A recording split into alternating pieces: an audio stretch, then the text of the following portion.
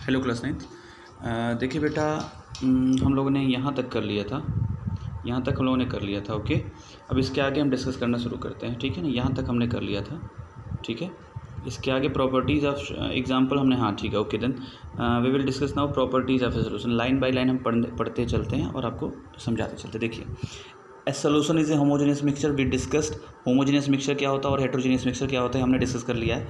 Homogeneous mixture होता है क्या, solution is A type of homogeneous mixture. ठीक है ना, okay.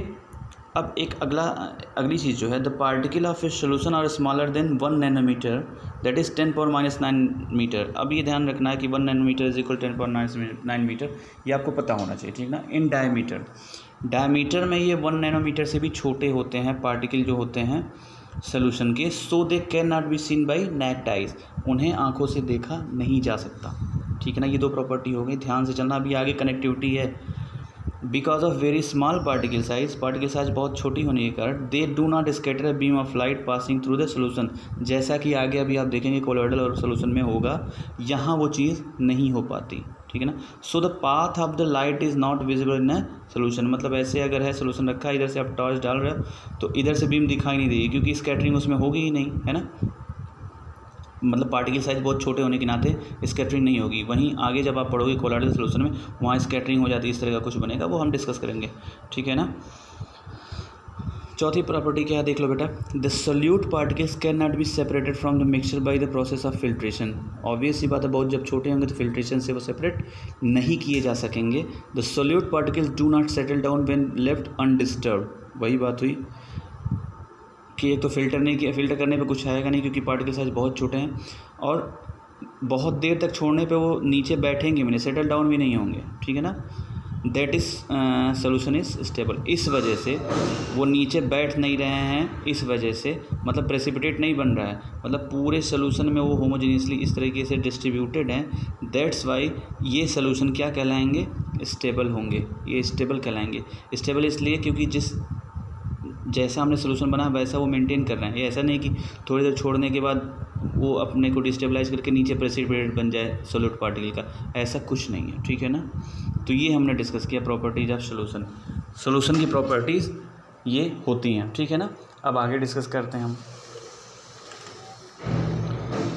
Concentration of a solution क्या होता है, we discussed. Now will discuss what is a concentration of a solution. Concentration of a solution क्या होता है, ठीक है ना।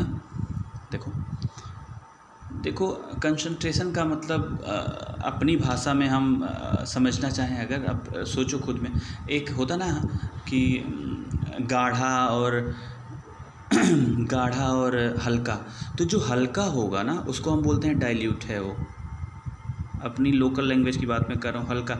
और जो गाढ़ा होगा उसको बोलेंगे कि वो कंसंट्रेटेड है। ठीक है ना, तो ये कंसंट्रेशन का मतलब है। आगे डिस्कस करते हैं, देखो ध्यान से।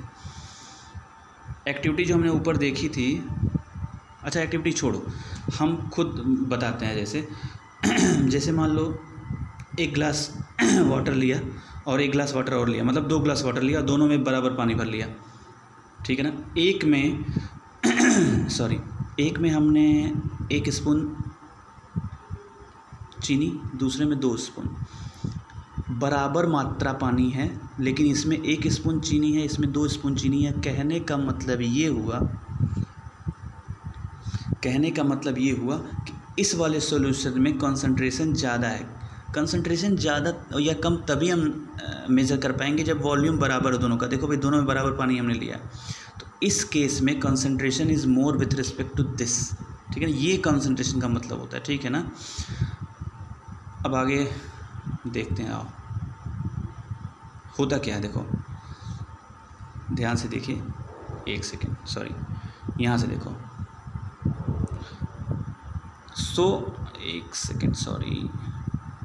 So we understand that in a solution the relative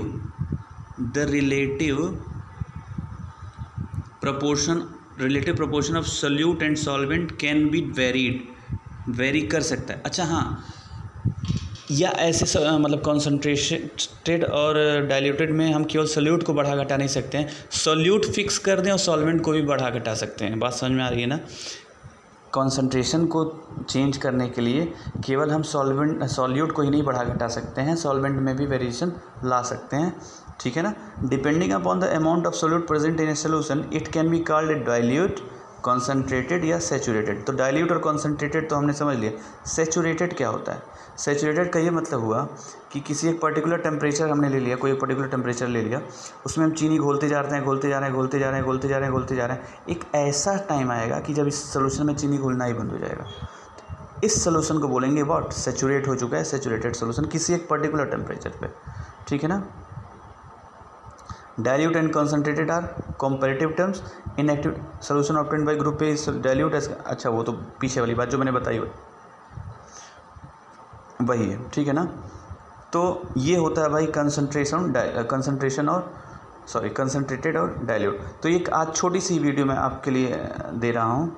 अब आपके लिए छोटा सा होमवर्क ये है कि आप ये एक्टिविटी एटलीस्ट घर में करें ना, इसको ज़रूर करें, नहीं केवल समझें और समझ के डिस्कस मतलब समझ के रखेंगे। मैं इसको डिस्कस करूँगा नेक्स्ट क्लास में। थैंक यू बेटा।